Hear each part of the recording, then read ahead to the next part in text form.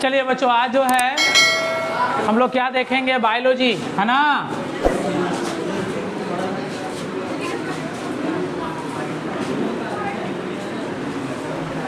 वहाँ से तो आराम से जा सकती थी, जाओ फिर वापस जाओ, तार देख के जाना, आराम से जाओ।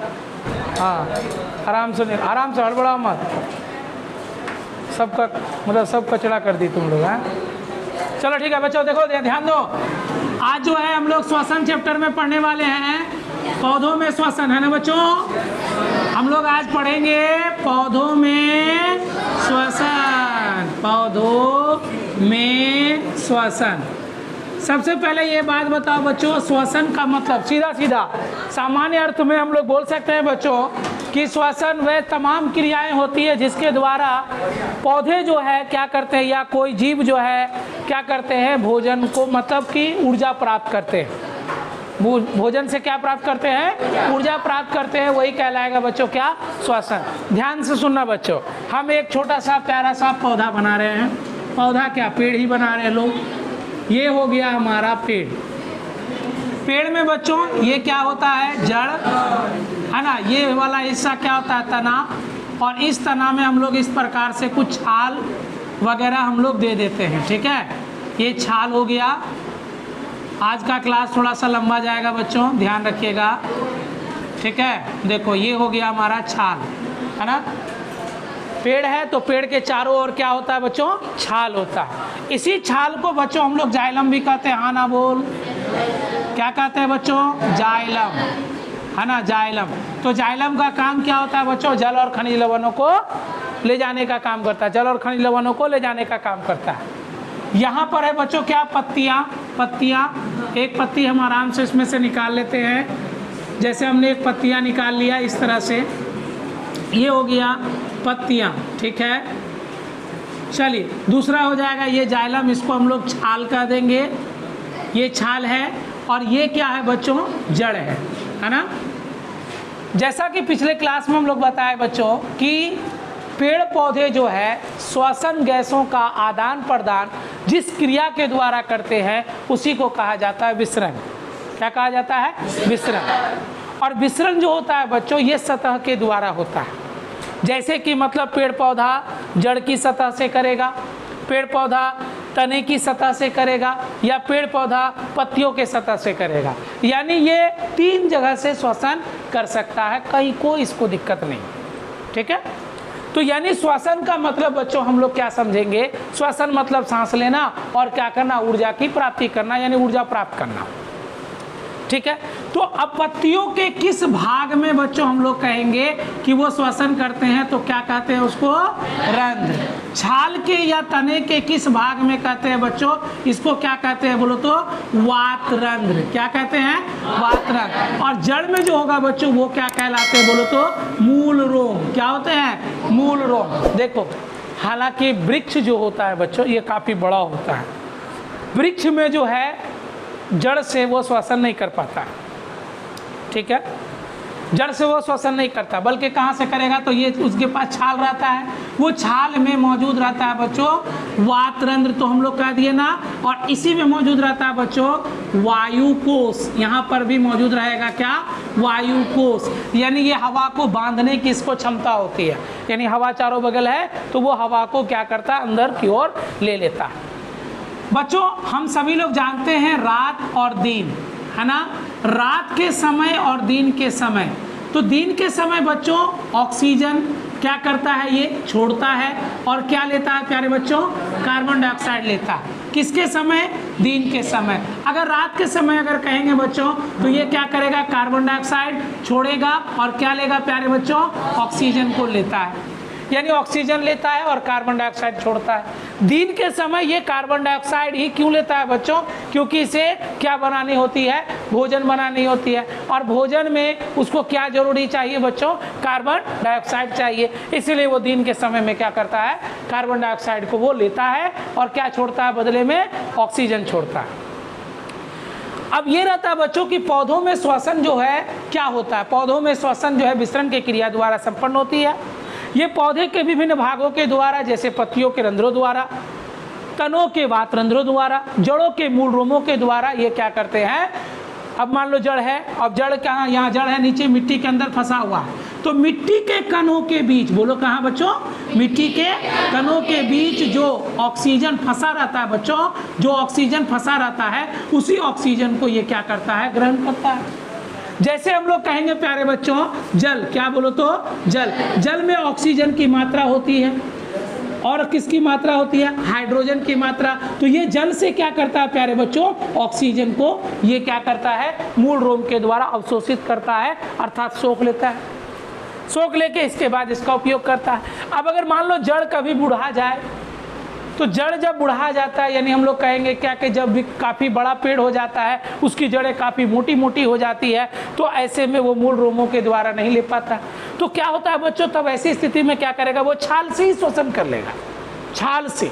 तो छाल यानी क्या, तना में पाया जाता है। छाल कहाँ पाया जाएगा बच्चों, तना में पाया जाता है, और तना में ही ये क्या करता है बच्चों, तना के वातरंध्र के द्वारा ये क्या करता है, बाहरी वातावरण से कार्बन डाइऑक्साइड को लेता है। क्लियर हो गया बात। और अगर पत्तियों से बात करेंगे बच्चों, पत्तियां का काम होता है बच्चों, प्रकाश संश्लेषण होगा। पत्तियां श्वसन भी लेती है, पत्तियां सांस भी लेती है, मतलब पत्तियां के किस भाग से जाता है बच्चों, कहाँ से बोला जाए, रंध्र के द्वारा ये प्रवेश करता है। बस काम खत्म, यही तो है पौधों में श्वसन। तो लिखा जाए बच्चों, सवाल रहेगा तो इस तरह से हम लोग लिखेंगे कि पौधों में श्वसन गैसों का आदान प्रदान विसरण के द्वारा होता है। विसरण वैसी क्रिया होती है जिसमें पौधे अपनी सतह से गैसों का आदान प्रदान करते हैं।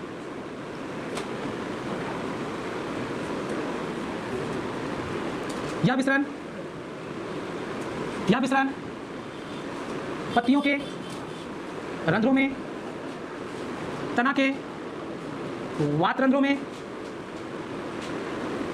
एवं जड़ों के एपिडर्मिल कोशिका से बने मूल रोमों में होता है। लिखेंगे बच्चों, जलीय पौधे भी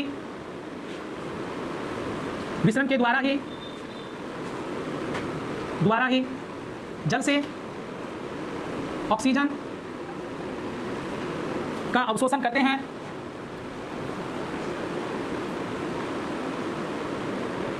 और कार्बन डाइऑक्साइड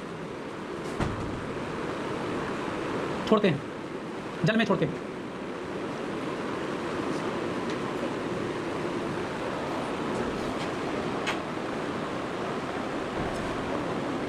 दिन के समय पौधे वातावरण से CO2 प्राप्त करते हैं और O2 छोड़ते हैं। इसी के विपरीत रात्रि में O2 ग्रहण करते हैं और CO2 छोड़ते हैं। ठीक है बच्चों,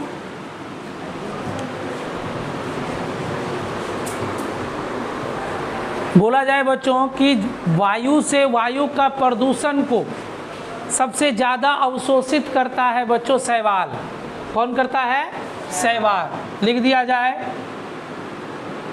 वायु के प्रदूषण को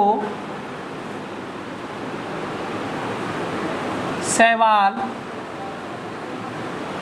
ही कम कर सकता है। मतलब क्या हो गया, ये शैवाल क्या करेगा बच्चों, ये हवा से जो कार्बन डाइऑक्साइड है उसको ज़्यादा से ज़्यादा वो सोखना प्रयास करेगा, है ना। पौधे वायु का संतुलन ही नहीं, प्यारे बच्चों, पौधे वायु का संतुलन ही नहीं बल्कि ध्वनि को भी अच्छा अवशोषित करता है। इसीलिए आप लोगों ने देखा होगा अक्सर जो रोड होते हैं, सड़क होते हैं, उसके चारों तरफ यानी बगल बगल में पेड़ पौधे लगा दिए जाते हैं। क्यों लगाए जाते हैं बच्चों? क्यों लगाए जाते हैं? क्या मनुष्य को छाया चाहिए इसलिए क्या? नहीं बच्चों, होता क्या है कि गाड़ी जो चलते हैं उससे जो निकलने वाली ध्वनि होती है वह काफ़ी तेज होती है, जिससे क्या होता है बच्चों, आसपास के जो जंतु होते हैं, जीव होते हैं, उन्हें काफ़ी ज़्यादा नुकसान पहुंचता है। इसीलिए उसके नुकसान को कम करने के लिए प्यारे बच्चों क्या किया जाता है, आसपास में पेड़ पौधे लगा दिए जाते हैं। वो अच्छा साउंड प्रूफ का काम करता है। क्लियर है? तो समझ में आ गया बच्चों? पौधों में श्वसन गैसों का आदान प्रदान जिस क्रिया के द्वारा होता है उसी को क्या कहते हैं बच्चों? विसरण कहते हैं, है ना। और विसरण वैसी क्रिया होती है जिसमें पौधे क्या करते हैं, अपनी सतह से, कहाँ से बच्चों? अपनी सतह से गैसों का क्या करते हैं, आदान प्रदान करते हैं। यह विसरण पत्तियों के रंध्रों में, तना के वात रंध्रों में एवं जड़ों के एपिडर्मिल कोशिका से बने मूल रोमों में होता है। जल पौधे भी विसरण के द्वारा करते हैं। जी हाँ बच्चों, जल पौधे क्या करते हैं, ऑक्सीजन को अवशोषित करते हैं और कार्बन डाइऑक्साइड जल में क्या करते हैं, छोड़ देते हैं। ठीक है। दिन के समय पौधे वातावरण से क्या प्राप्त करते हैं बच्चों? कार्बन डाइऑक्साइड, और क्या छोड़ते हैं बच्चों? ऑक्सीजन को छोड़ देते हैं। और इसी का विपरीत प्रक्रिया कब होता है बच्चों? रात के समय। रात के समय ऑक्सीजन को क्या करते हैं, ग्रहण करते हैं और कार्बन डाइऑक्साइड को बच्चों छोड़ देते हैं। क्लियर बात है? वायु में प्रदूषण को शैवाल ही कम कर सकता है बच्चों। शैवाल आसपास में लगा देने चाहिए, जिससे क्या होगा, शैवाल क्या करता है, ज़्यादातर मात्रा में क्या करता है, वायु प्रदूषण से कार्बन डाइऑक्साइड को क्या करता है, वो अवशोषित करता है, ज़्यादा लेता है। अगर आपसे ये पूछा जाए बच्चों कि क्या हमें वन लगाना चाहिए या नहीं चाहिए, बताओ, इसका जवाब क्या होना चाहिए? लगाना चाहिए। क्या पेड़ पौधे लगाने चाहिए कि नहीं चाहिए? अब हमें पूछेंगे क्या पेड़ पौधे से तुम्हें बताओ क्या क्या फ़ायदे होते हैं, तो अगर इसकी फ़ायदे गिनने लगे तो बहुत सारी फ़ायदे नहीं है। पेड़ पौधे से हमें अनेकों फ़ायदे प्राप्त होते हैं। पहला चीज़ क्या होते हैं कि हमको इससे मेडिसिन प्राप्त होते हैं। साथ ही हम लोग बोल सकते हैं बच्चों कि ये क्या करता है, हमारे वातावरण में कार्बन मतलब वायु के संतुलन, वायुकृत गैसों के संतुलन को बनाए रखने का काम करता है। मतलब क्या हुआ, कार्बन डाइऑक्साइड ना ज़्यादा बढ़ने देता है ना ही उससे ज़्यादा कम होने देता है, एक संतुलन में क्या करता है, उसको बनाए रखता है। और क्या बोल सकते हैं बच्चों, पेड़ पौधे क्या करते हैं, ध्वनि के प्रदूषण को भी कम करने में काम सक्षम होते हैं। इसीलिए बच्चों क्या होता है, रोडों सड़कों में अगल बगल में पूरे तरफ जो है क्या लगाए दिए जाते हैं, पेड़ पौधे लगा दिए जाते हैं, ताकि साउंड जो निकलता है, जैसे गाड़ी चला या ट्रक चलता है तो बहुत सारा ध्वनि निकलता है बच्चों, और ये काफ़ी शोर का रूप ना ले ले, इसीलिए क्या होता है बच्चों, चारों तरफ क्या लगा दिए जाते हैं, पेड़ पौधे लगा दिए जाते हैं। आप जितना भी शहर में जाओगे ना बच्चों, उच्चतर शहरों में जाओगे जहाँ पर क्या होता है आसपास में मकान वगैरह बना रहता है प्यारे बच्चों, तो वो उन सड़कों के पास जहाँ बड़े बड़े भवन रहते हैं, उन सड़कों के पास पार्क रहता है बच्चों, वहाँ पर पेड़ पौधे रहते हैं बच्चों, तो पार्क और पेड़ पौधा वहाँ पर पाया जाता है। क्यों पाया जाता है, ताकि क्या होगा, किसी को अब आते हैं प्यारे बच्चों, जैसे कि जीवों में श्वसन, किसमें बच्चों, जीवों में श्वसन। ठीक है, हमने लिखा, हेडिंग देना है जीवों में श्वसन, या ऐसे लिखो जंतुओं में श्वसन कर दो, जीव में पेड़ पौधा भी आ जाता है, तो जंतुओं में श्वसन। सबसे पहले हम बात करेंगे बच्चों ऐसे जंतु जो हमें आंखों से दिखाई नहीं देते हैं प्यारे बच्चों, वैसे जंतु जो हमें आंखों से दिखाई नहीं देते हैं। तो सर आंखों से दिखाई नहीं देते, ऐसा कोई जंतु है कि नहीं है? है, यानी नग्न आंखों से दिखाई नहीं देते हैं, ये सवाल है मेरा। ऐसे जंतु जो नग्न आंखों से दिखाई नहीं पड़ते हैं बच्चों, इसके लिए हमें सूक्ष्मदर्शी चाहिए ही चाहिए। तो ऐसा जंतु कौन है बच्चों? अमीबा है, पैरामेसियम है। आप लोगों को पहले ही शुरुआती में ही बता दिए थे बच्चों कि अमीबा, पैरामेसियम ऐसे जलीय जंतु हैं और ऐसे जलीय एकोशिक के सरल जंतु हैं जो क्या करते हैं बच्चों, ये अपनी सतह से विसरण के द्वारा गैसों का आदान प्रदान करते हैं। क्योंकि इसका पूरा शरीर वातावरण में रहता है। और ये पूरे शरीर की जो झिल्ली होती है बच्चों, कोशिका झिल्ली जिसको कहते हैं हम लोग, तो वो झिल्ली के द्वारा वो क्या करते हैं, विसर्जन गैसों का क्या करते हैं, आदान प्रदान करते हैं। यानी कि मतलब जंतुओं में भी कुछ ऐसे जंतु हैं बच्चों जो क्या करते हैं, विसरण के द्वारा ही श्वसन करते हैं, है ना। वो ऐसे जंतु हैं जो जैसे अमीबा हो गया, पैरामेशियम हो गया, ये क्या हो गया, ऐसा जंतु है जो क्या करता है, विसरण के द्वारा क्या करता है, ये श्वसन गैसों का आदान प्रदान। तो याद रखना, ऐसा जंतु जो सतह के द्वारा गैसों का आदान प्रदान करेगा उसी को विसरण कहते हैं, सतह के द्वारा, यानी अमीबा संपूर्ण सतह से। लेकिन वहीं अगर बात कर दे बच्चों एबीज के बारे में, ममेलिया के बारे में, यानी एबीज ग्रुप के जो जंतु होते हैं जैसे पक्षी वगैरह के जंतु, ममेलिया जो रेप्टाइल्स वगैरह के जो जंतु होते हैं बच्चों, ऐसे जंतु में क्या होता है, शरीर के किसी सतह से, मान लो ना तुम खुद को, क्या तुम अपने शरीर के किसी भी सतह से क्या तुम ऑक्सीजन का ही करते हो, क्या लेते हो, क्या श्वसन गैस लेते हैं क्या। तो हमारे लिए एक विशेष अंग बना है नसिका छिद्र, हम नसिके छिद्र के द्वारा जो है हम लोग सांस को लेते हैं और वापस उसी के द्वारा छोड़ देते हैं। लेकिन अमीबा में इस तरह का कोई भी संरचना बच्चों नहीं होता, नहीं पाया जाता उसमें इस तरह का कोई संरचना। तो वो कैसे लेता होगा सर, तो पूरे शरीर से लेता, पूरे शरीर की सतह से लेता है ना, पूरे सतह से, ठीक ना। उसीलिए बोला जाता है कि अमीबा के चारों ओर पाई जाती है कोशिका झिल्ली, और इसी झिल्ली की सहायता से वो क्या करता है, वो श्वसन गैसों को आदान प्रदान करता है। वो जहाँ पर रहता है, चाहे वो पानी में रहे चाहे वो सतह में रहे, तो अमीबा तो पानी में ही रहेगा, पानी में पाया जाता है, तो वो क्या करता है, पानी से भोजन को कलेक्ट भी करता है, साथ ही साथ उसी पानी से ऑक्सीजन को भी कलेक्ट करता है, वो वातावरण से ऑक्सीजन को कलेक्ट करता है वो, ठीक ना। तो ये किस क्रिया के द्वारा होता है प्यारे बच्चों, विसरण के द्वारा ही होता है। याद रखें, वैसे जंतु विसरण की क्रिया के द्वारा श्वसन करेंगे जो त्वचा से सांस लेगा, किसे लेगा, त्वचा से सांस लेगा, यानी उसके शरीर से, पूरी सतह से सांस। अगर बोल दिया जाए कि ऐसा जंतु है जो अपने शरीर से सांस लेता है, वो क्या कहलाएगा, वो किस क्रिया के द्वारा कहेगा, तो उसको विसरण कह देंगे, खट से कहेंगे विसरण। तो जंतु में आते हैं बच्चों एक कोशिक के जंतु जो काफ़ी छोटा होता है, यानी कि जंतुओं के आधार, जंतु इसीलिए हम लोग लिख दिए, जीव लिख देते तो सभ्य आ जाता, ठीक है। अब आ जाओ इससे ऊपर के जंतु, जटिल कोशिक के जंतु जैसे हाइड्रा, जैसे कौन बच्चों, हाइड्रा। अब हाइड्रा भी क्या करता है बच्चों, ये विसरण के द्वारा ही श्वसन करता है, किसके द्वारा, विसरण के द्वारा ही ये क्या करता है, श्वसन करता है। ये भी शरीर के, संपूर्ण शरीर से ये श्वसन कर सकता है। लेकिन अब चले जाएंगे इसके ऊपर, अब आ जाएंगे उपसंग वर्टिब्रेटा के अंतर्गत में आ जाएंगे। तो ऐसे जंतु क्या करेंगे बच्चों, फेफड़ों के द्वारा श्वसन करेंगे, फेफड़ा रहेगा तभी वो सांस लेगा या छोड़ेगा। जैसे हम मनुष्य क्या करते हैं बच्चों, फेफड़ा है तभी तो हम लोग सांस लेते हैं और छोड़ते हैं, फेफड़ा नहीं रहेगा तो सांस लेंगे छोड़ेंगे, होगा क्या, नहीं होगा। तो हम लोग इसको कितने कैटेगरी में बांटेंगे बच्चों, दो कैटेगरी में बांट देना, ठीक है, दो कैटेगरी में इसको बांट देंगे।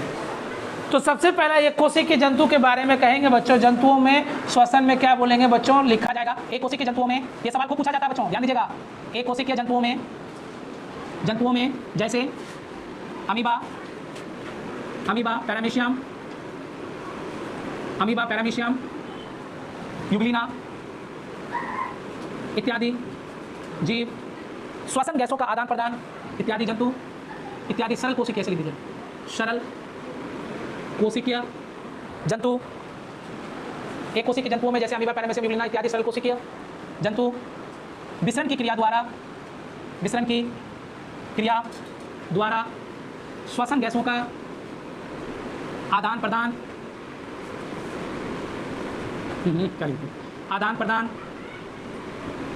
करते हैं। यह क्रिया उस जंतु के संपूर्ण शरीर के द्वारा होती है, ठीक है बच्चों। अगर ये सवाल यहाँ से ऑब्जेक्टिव बन के आएगा बच्चों, अमीबा, पैरामीशियम या यूग्लिना जो है ऐसे सरल कोशिकीय जंतु हैं जो क्या करेंगे बच्चों, किसके द्वारा श्वसन गैसों का आदान प्रदान करेंगे, विसरण की क्रिया के द्वारा श्वसन गैसों का आदान प्रदान करेंगे। अब यही बात ले लेते हैं बच्चों हाइड्रा की। हाइड्रा भी आता है इसी के अंतर्गत में। हाइड्रा लिख देंगे बच्चों, हाइड्रा। हाइड्रा भी विसरण के द्वारा, विसरण के द्वारा श्वसन गैसों का आदान प्रदान करते हैं।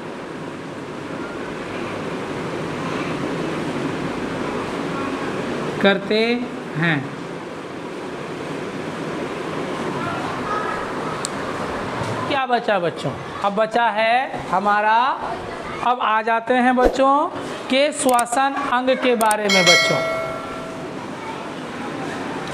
श्वसन अंग के प्रकार, हेडिंग लगाएंगे, अंग के प्रकार।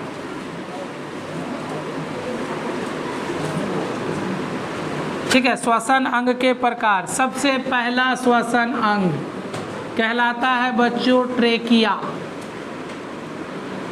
इसी को कहते हैं या श्वास नली।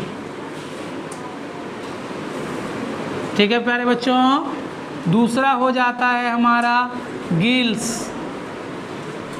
गिल्स या इसी को कहते हैं बच्चों गलफड़ा। और तीसरा हो जाता है बच्चों फेफड़ा। ठीक है, लंग्स।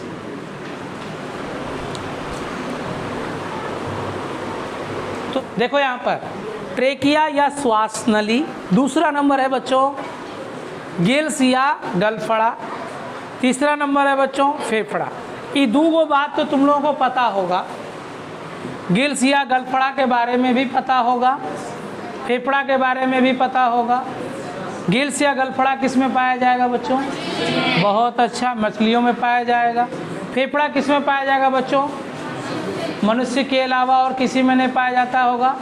गाय बैल भैंस सब में पाया जाता है। कबूतर में, कौवा में भी पाया जाता है। सांप में, छिपकली में, कछुआ में भी पाया जाता है। मगरमच्छ में भी पाया जाता है। तो ये सभी चीज़ों में फेफड़ा पाया जाता है। एक बात याद रखना, फेफड़ा उसमें पाया जाएगा जो स्थल जीव होगा, साथ ही साथ वो अत्यधिक ऊर्जा की उसको आवश्यकता होगी। अगर उसको अत्यधिक ऊर्जा की आवश्यकता होगी तो उस ऊर्जा को प्राप्त करने के लिए ग्लूकोज का विखंडन करना होगा। ग्लूकोज के विखंडन करने के लिए ज़्यादा से ज़्यादा ऑक्सीजन लेना होगा, और ज़्यादा से ज़्यादा ऑक्सीजन लेने के लिए उसके शरीर में क्या रहना होगा? समझ में आ गया गा? तो ये बहुत ज़्यादा ज़रूरी है फेफड़ा। अगर फेफड़ा नहीं रहेगा तो तुमसे सवाल ये पूछा जाए कि यदि मनुष्य में फेफड़ा ना होता तो क्या होता? तो मनुष्य भी एक कोशिकीय जीव कहलाता। जैसे हम लोग अमीबा को नहीं देख पाते हैं, हम लोगों को भी कोई और देखता। समझ में आ गया बात? हम लोगों को भी कोई और देखता, क्योंकि हमारे पास फेफड़ा नहीं है। मतलब क्या? हम लोग इस तरह से ना चल सकते, ना दौड़ सकते, ना खेल सकते, ना कूद सकते, ना बैठ सकते, कुछ भी नहीं कर सकते। अर्थात एक अमीबा की तरह किसी जल में पड़े रहते, जो हम लोग दिखाई ही नहीं देते, है ना? क्योंकि हमें ज़्यादा ऊर्जा चाहिए होती है, इसीलिए हमारे शरीर में ईश्वर ने क्या भेजा है बच्चों? फेफड़ा भेजा है। और मछलियाँ जो जल में रहती है, जल में कौन कौन रहता है बच्चों? मछलियाँ रहती है जल में, केकड़ा रहता है जल में। मछलियों में कई प्रकार, जैसे हम लोग सीप जो होता है, सीप रहता है जल में, झींगा रहता है जल में, घोंगा रहता है जल में, है ना? तो जो जल के अंदर मौजूद रहते हैं बच्चों, जो अंदर में रह सकते हैं, जीवन यापन कर सकते हैं, उसमें क्या रहता है? गिल्स या गलफड़ा पाया जाता है। ट्रेकिया या श्वास नली क्या होता है? जितने भी कीड़े मकोड़े होते हैं, ध्यान से सुनिएगा, बोलो, जितने भी कीड़े मकोड़े होते हैं, जितने भी कीड़े मकोड़े होंगे सब में पाया जाएगा ट्रेकिया या श्वास नली। उसके पास कोई फेफड़ा नहीं है, अर्थात टिड्डा के पास कोई फेफड़ा नहीं है, तिलचट्टा के पास कोई फेफड़ा नहीं होता है, जैसे हम लोग चींटी के पास भी कोई फेफड़ा नहीं है, मक्खी के पास भी कोई फेफड़ा नहीं है, मच्छर के पास भी कोई फेफड़ा नहीं है, तो है क्या चीज़? तितली के पास भी फेफड़ा नहीं है प्यारे बच्चों, तो है क्या चीज़? उसके पास क्या है? ट्रेकिया है। अभी सर ट्रेकिया होता क्या चीज़ है? ये भी फेफड़ा की तरह होता होगा, तो ये गलत है बच्चों, समझो, फेफड़ा की तरह नहीं होता है। सबसे पहले हेडिंग लगा देंगे हम लोग ट्रेकिया या श्वास नली, नंबर 1 में हेडिंग लगाएंगे।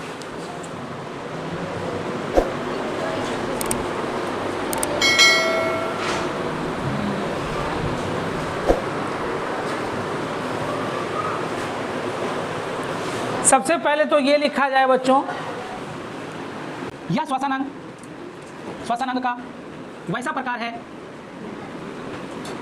जो कीड़े मकोड़े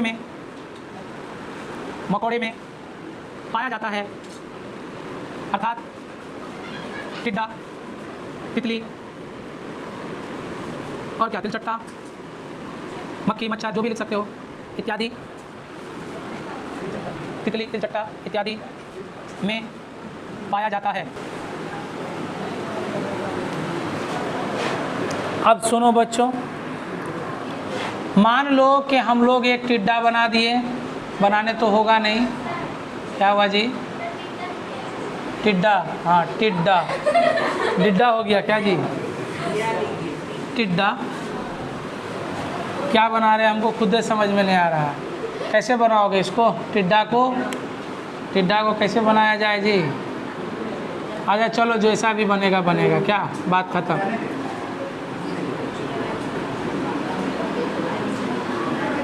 क्या बना रहे हैं हम, हमको खुद समझ में नहीं आ रहा।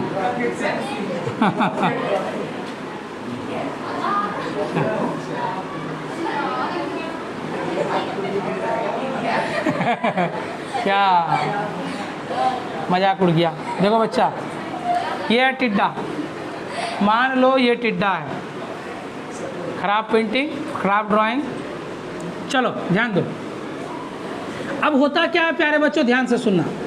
हम लोग क्या जानते हैं कि ये जो ट्रेकिया या श्वास नली होता है, ये इसके संपूर्ण शरीर में छोटे छोटे छिद्र पाए जाते हैं बच्चों, है ना।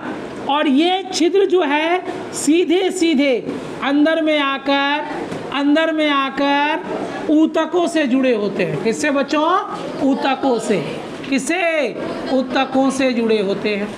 ध्यान से सुनो, यानी ये लोग जो सांस लेते हैं, तितली हो गया या टिड्डा हो गया या जो भी कीड़े मकोड़े, ये जो सांस लेते हैं सीधे ऊतक में जाएगा हवा उसका, लेकिन हम लोग जो सांस लेते हैं वो सीधे जाता है फेफड़ों में, फेफड़े की कोशिकाओं में, कोशिका से ऊतक में गया और वो लेके जाता। लेकिन ये डायरेक्ट हवा कहाँ जा रही है? उसके ऊतकों में जा रही है, और फिर जो वापस आती है बच्चों, उसी छिद्र के द्वारा वो फिर क्या हो जाती है? बाहर आ जाती है। यानी सीधे हवा ऊतक में, यानी कि मतलब किसी कीड़े मकोड़े का मुंह दाब देने से वो मरेगा नहीं। कि मुंह दाब दिए तो सर हवा तो नहीं जाएगा मुंह के अंदर में, तो मर जाएगा वो। तुम लोग देखा होगा, ऐसा कभी नहीं होता, वो मरता नहीं है ना, क्योंकि उसके संपूर्ण शरीर में छोटे छोटे ऐसे ट्रेकिया, इसी को कहा गया श्वास नली, वैसी नली जिससे वो श्वसन करता हो, श्वसन गैसों का आदान प्रदान करता हो। यानी कि मतलब ट्रेकिया एक और सीधे ऊतकों से जुड़ा होता है और वहीं दूसरा सिरा उसके त्वचा में खुल जाता है, त्वचा से खुल के चला जाता है। लिया कहाँ गया बच्चों? हवा कहाँ गया? ऊतकों में। और एक बात बच्चों, इसके अंदर जितने भी कीड़े मकोड़े श्रेणी में आएंगे, इनका रक्त नहीं होता है, इनमें किसी भी प्रकार का हीमोग्लोबिन नामक वर्णक नहीं होता है, जिसके कारण ये ऑक्सीजन को रोक भी सके। ये ऑक्सीजन को रोकने की इसके अंदर में क्षमता ही नहीं होती। ठीक है, इसीलिए तो हवा कहाँ जा रहा है, डायरेक्ट ऊतकों में जा रहा है, और ऊतकों से हवा डायरेक्ट कहाँ आ रहा है, बाहर की ओर आ जा रहा है। इसीलिए आप किसी भी चीज़ को, इसमें से जितने जीव है तो मार दोगे तो देखोगे ना कि लाल लाल उससे खून निकलेगा। हम लोगों के शरीर से लाल निकलता है, उसके शरीर से खून लाल नहीं निकलता। तो लिखा जाएगा बच्चों इसमें ट्रेकिया शरीर के अंदर सीधे ऊतकों से जुड़ी होती है,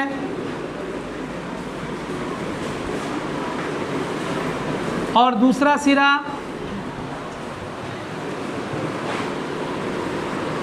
शरीर के बाहर खुलता है।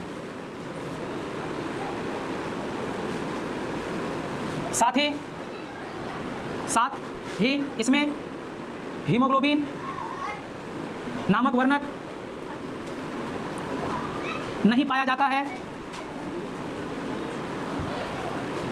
कि ऑक्सीजन को यह रोक सके।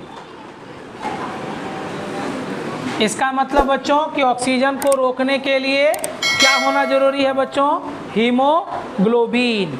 हीमोग्लोबिन क्या है बच्चों, ये आगे हम लोग पढ़ेंगे, है ना, मानव वाला जब आएंगे तब उसमें पढ़ेंगे हम लोग हीमोग्लोबिन।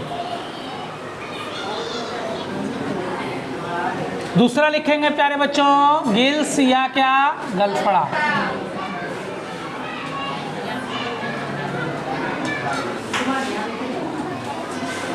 हल्ला नहीं करो, ध्यान से सुनो। मछली है ना, मछली ये हो गया मछली, ठीक है बच्चों।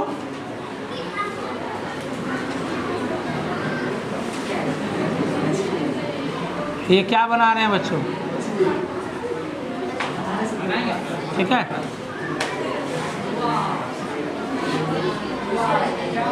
है ना। देखो बच्चों, बोलेंगे ये क्या है, हमारा मुख गुहा, है ना, ये हमारा क्या बच्चों, नेत्र, और ये जो देखते हो बच्चों दोनों तरफ चपटी आकृति में जो होता है बच्चों, इसी को कहा जाता है गिल कोष्ठ। हाँ, गिल्स जिस मतलब कोठरी में बंद रहता है, यानी जिसमें पाया जाता है, इसको क्या कहते हैं बच्चों, गिल कोष्ठ कहते हैं। और गिल कोष्ठ क्या होता है बच्चों, ये बोलेंगे, ध्यान से सुनना। गिल्स या गलफड़ा जो है बच्चों, ये क्या मुख गुहा के ठीक पीछे और नेत्र के पीछे, मुख गुहा एवं नेत्र के ठीक पीछे चौड़ी थैली जैसी संरचना होती है, जो शरीर के दोनों ओर पाई जाती है। और गिल्स जिस थैली में बंद रहता है प्यारे बच्चों, उसको क्या कहते हैं, गिल कोष्ठ कहते हैं। ये काम खत्म। यानी जल के अंदर जो पाए जाने वाले जीव होते हैं वो भी तो सांस लेगा, श्वसन करेगा, तो वो किसके द्वारा करेगा बच्चों, गिल्स के द्वारा करेगा। मछलियाँ किसके द्वारा श्वसन करेगी, गिल्स के द्वारा करेगी।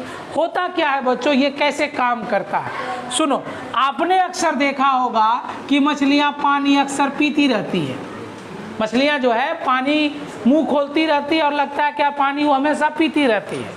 दरअसल बच्चों वो पानी पीती नहीं है, ठीक ना। पानी पिएगा तो पेटे फट जाएगा, उतना पानी पिएगा तो सारा पानी ही खत्म हो जाएगा समुद्र का, नदी का। तो होता क्या है बच्चों, एकदम ध्यान से सुनना, बारीकी बात है ये चीज़। जैसे कि पानी में बच्चों, आपको पानी में भोजन भी कुछ है ना, वो भोजन भी क्या करता है, जैसे ही पानी के साथ में भोजन को लेता है बच्चों, तो ये मुख गुहा के द्वारा ये भेज देता है बच्चों सीधे और सीधे किसको, ग्रसनी को और ग्रास नली को। याद करो बच्चों, मानव में भी पाया जाता है ये दो बात, ग्रसनी और कहाँ, ग्रास नली। ये जो पानी आया मुंह के द्वारा लिया तो वो ग्रसनी या ग्रास नली में गया, यानी वो पानी अगर उसमें भोजन है तो वो चला गया ग्रास नली में, और अगर भोजन नहीं है तो वो चला गया कहाँ, ग्रसनी में। और ग्रसनी के द्वारा वो चला गया तुम्हारे कहाँ, इसी गिल्स में, इसी गलफड़े में चला गया। अब ये गलफड़ा क्या काम करता है, अब पानी को क्या करते हैं, जैसे पानी लिया, जो भोजन था ग्रासनली में चला गया, नहीं तो ग्रसनी के द्वारा गलफड़े में, और गलफड़े से सारा पानी क्या होता जा रहा है, बार बार बाहर आता जा रहा है। तो गलफड़े में जो धारी धारी तुम लोग लाल रंग का देखते हो, दरअसल वो क्या करता है, वो ऑक्सीजन को जल से क्या करता है, सोखता है, चुन चुन के निकाल लेता है, सोख लेता है, इसी से वो क्या करता है, सांस ले लेता है, ठीक ना। तो यानी हम लोग ये बोलते हैं कि जिस प्रकार, जैसे क्या किया, भोजन के साथ, ऐसा नहीं कि पानी अलग और भोजन अलग जा रहा है, नहीं, भोजन के साथ, भोजन किए, जैसे सपोज करो ना तुम्हारा नाक बंद है, खाना भी है, सांस लेना भी है, तो मुख के द्वारा ही लेंगे, लेकिन वो भोजन कहाँ चला जाएगा बच्चों, ग्रास नली में। कहाँ चला जाएगा, ग्रास नली में। और अगर हवा, वायु कहाँ चला जाएगा बच्चों, ग्रसनी में, ग्रसनी से चला जाएगा वो सांस लेने वाला जगह में पहुंच गया, फेफड़े तक चला गई, ठीक ना। तो यहाँ पर आके दो भागों में बढ़ता है, तो ग्रसनी में गया तो वो फेफड़ों तक पहुंचा, और फेफड़ा क्या करता है, ऑक्सीजन को अवशोषित कर लिया और पानी को फिर बाहर करता जा रहा है। यानी जो भी पानी वो मुंह से लेता है वो क्या करता है, फेफड़े के द्वारा, मतलब गलफड़े के द्वारा क्या करता है, वो छोड़ भी देता है पानी को। और साथ ही साथ बच्चों कार्बन डाइऑक्साइड को भी गलफड़े से क्या करता है, वो बाहर ही छोड़ देता है, पानी के साथ वो भी पानी में जाकर मिल जाता है। क्लियर बात है बच्चों। चलिए लिखा जाए अब इसमें, इस तरह का संरचना बना लेना है, ठीक है। हाँ, इस तरह का संरचना बनाना होगा, गिल्स या गलफड़ा लिखा जाएगा बच्चों। देखो यह वैसा श्वसन अंग है जो जलीय जीवों में, जैसे जैसे मछली, सीप, और इसमें बोल सकते हैं बच्चों झींगा इत्यादि, पाया जाता है, जो मुख गुहा के ठीक पीछे दोनों ओर गिलकोष्ठ में उपस्थित रहता है। जब उपस्थित रहता है, यदि मछली की बात करें तो यह मुख द्वारा जल को लेता है, फिर उसे ग्रसनी द्वारा गिल्स या गलफड़े में पहुंचाता है, जहां जल से O2 अवशोषित हो जाते हैं, अवशोषित होते रहते हैं, और CO2 जल में जल के साथ वापस चले जाते हैं, बस काम खत्म। यानी यह वैसा श्वसन अंग है जो जल जीवों में, जैसे मछली, सीप, झींगा इत्यादि में पाया जाता है ना, जो मुख गुहा के ठीक पीछे दोनों ओर गिल कोष्ठ में उपस्थित रहता है। यदि मछली की हम बात करें तो यह मुख द्वारा जल को लेता है, फिर उसे ग्रसनी द्वारा गिल्स या गलफड़े में पहुंचाता है, जहां जल का जल से O2 अवशोषित होते रहते हैं और CO2 जल के साथ वापस चले जाते हैं। यानी जल फिर कहाँ से बाहर आ जाएगा बच्चों, इसी गिल्स या गलफड़े से वापस चला जाएगा। एक फिगर भी अच्छा, हैशटैग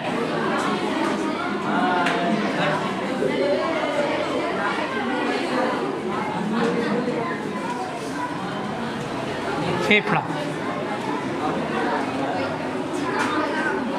शॉर्ट फॉर्म में इसमें पहले लिख लो, उसके बाद मनुष्य का फेफड़ा लिखाएंगे, मनुष्य में श्वसन लिखाएंगे, ठीक है। पहले शॉर्ट फॉर्म लिख लो। उपसंग वर्टिब्रेटा, ममेलिया, रेप्टिलिया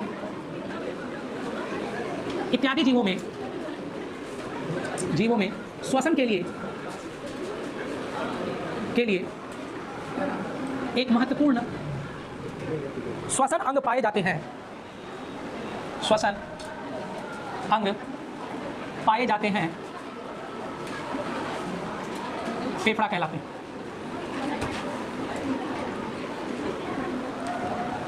यह ऐसा इसलिए होता है कि इस जगत के जीवों को अत्यधिक ऊर्जा की आवश्यकता होती है।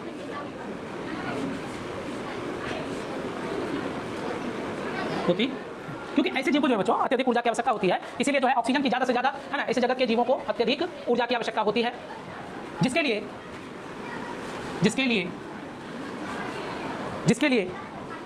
ज़्यादा से ज़्यादा ऑक्सीजन चाहिए होती है।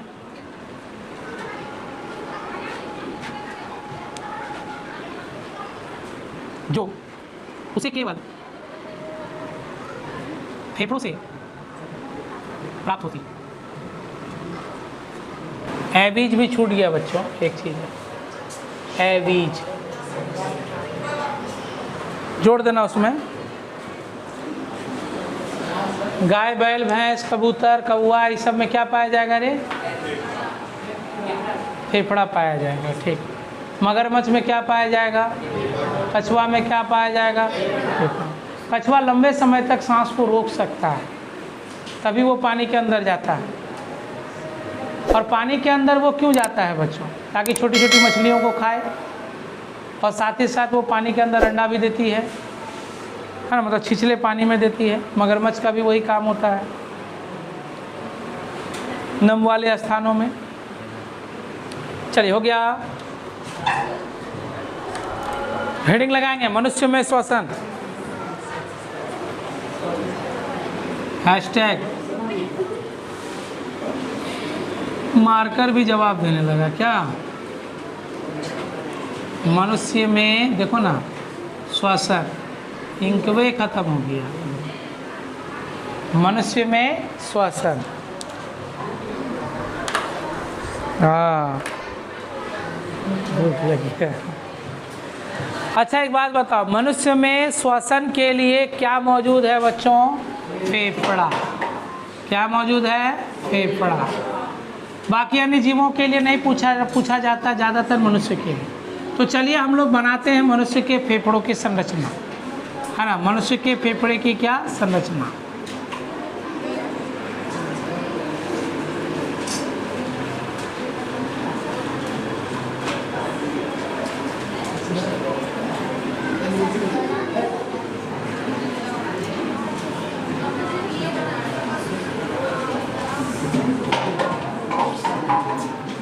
पानी का बोतल कौन लाते हो जी? यहाँ पे क्लास में क्यों रखते हो? बैग में रखा करो, जिसका है बैग में रख दो।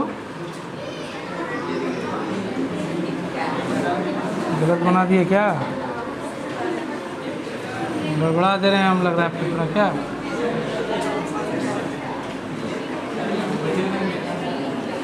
यहाँ से कैसा बन रहा है जी?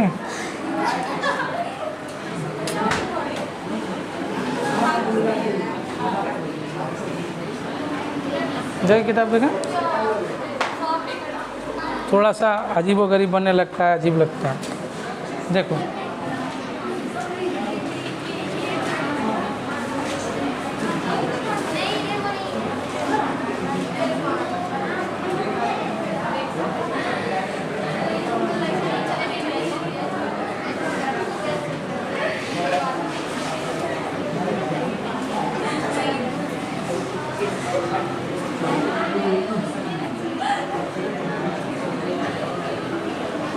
ठीक है।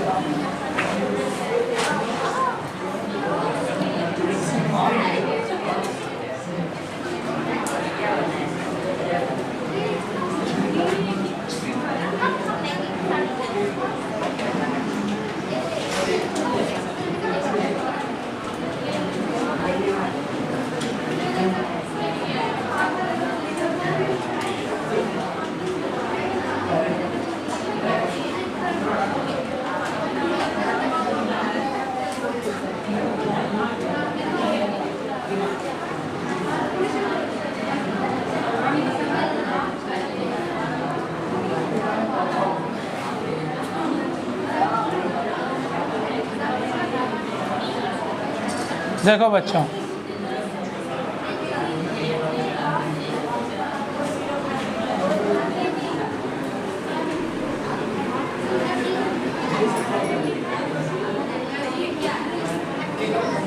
देखो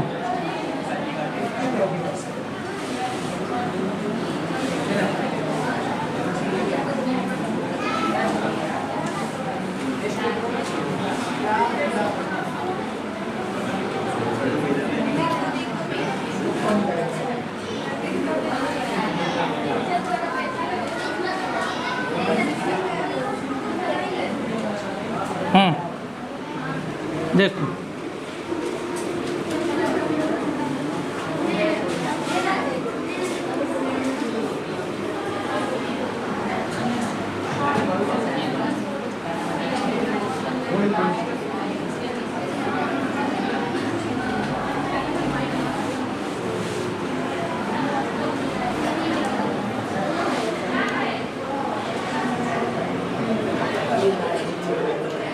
छोटी छोटी इस तरह से बच्चों संरचना हो, इसको चारों ओर से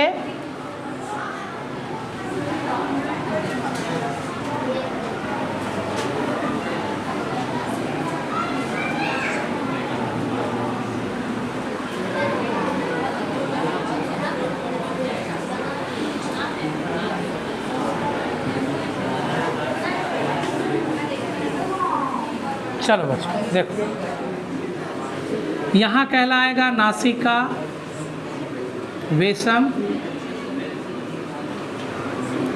ये कहलाएगा बच्चों मुख गुहा, इसको कहेंगे बच्चों स्वर यंत्र या लैरिक्स,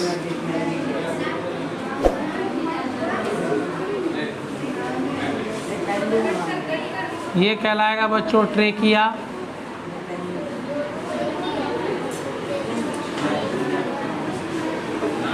ये कहलाएगा बच्चों ब्रोंकाइट्स,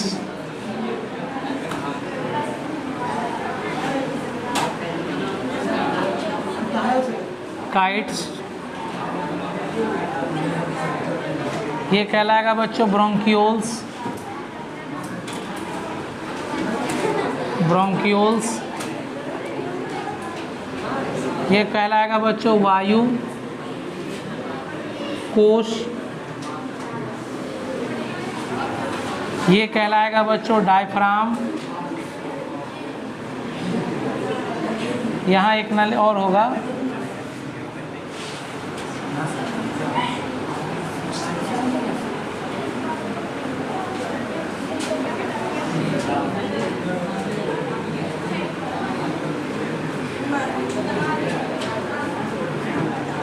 ये कैसे हम लोग बना दिए इसको, पैरेटाइल प्लूरा, देखो तो पैरेटाइल प्लूरा लिखा होगा क्या, हाँ पैरेटाइल प्लूरा, देखो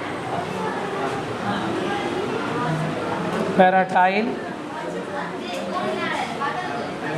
प्लूरा,